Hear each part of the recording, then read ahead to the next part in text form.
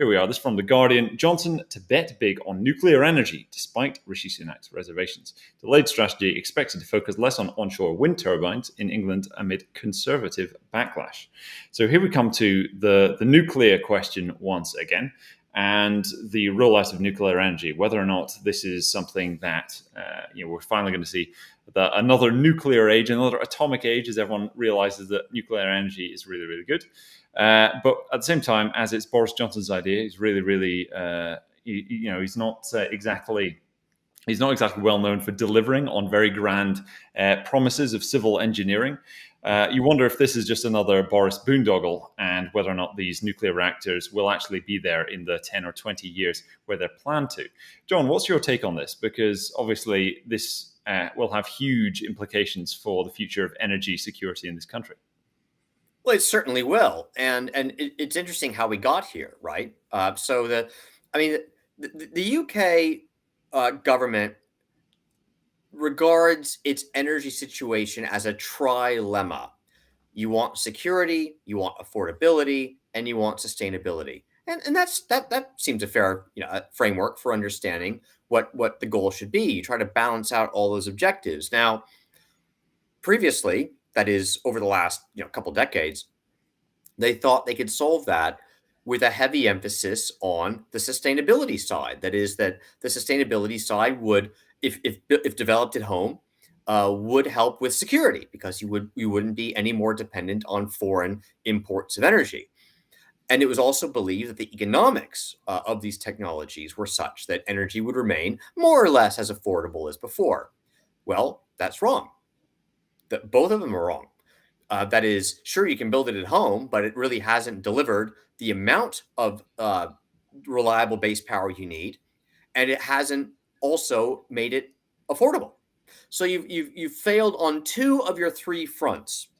And even on the front that you supposedly succeeded at by decarbonizing a bit and making things appear a bit more sustainable, actually, the realization that these technologies have been overpromised and underdelivered in such a large scale makes you wonder whether you've almost been hoodwinked, right, and deceived regarding what was promised to you by the companies that were paid billions to develop these and deploy these sources of energy.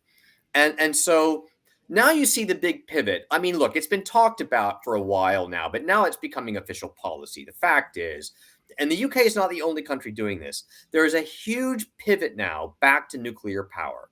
Huge. Because nuclear power is a tried and tested technology. It does allow for reliable base power.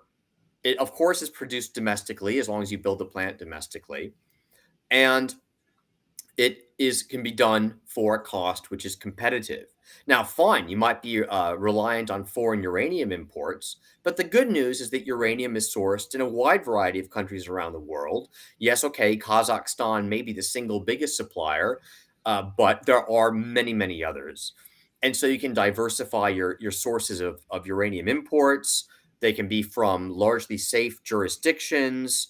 You can stockpile uranium. It's actually not that expensive to store, hence why there are now uranium investment trusts that literally sit on yellow cake, because the storage costs are actually at scale. At scale, the storage costs are reasonable. So you can stockpile it. You can have, a full 2-3 year supply for a rainy, rainy few years if necessary. So look, I can see why this is happening. And let's face it, look at the politics of it. We've had a petrol crisis. We have huge spikes now in gas and electricity prices.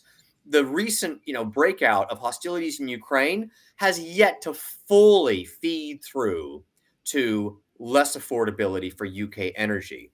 It will, and it will just make the political decision more obvious. They didn't have a choice in this one, right? Circumstances forced their hand. Some of it was self-inflicted, some of it was not. But the fact is, the government can no longer deny that the trilemma has become much more of a dilemma. We just need to sort out security and affordability, and we'll get back to considering sustainability and decarbonization.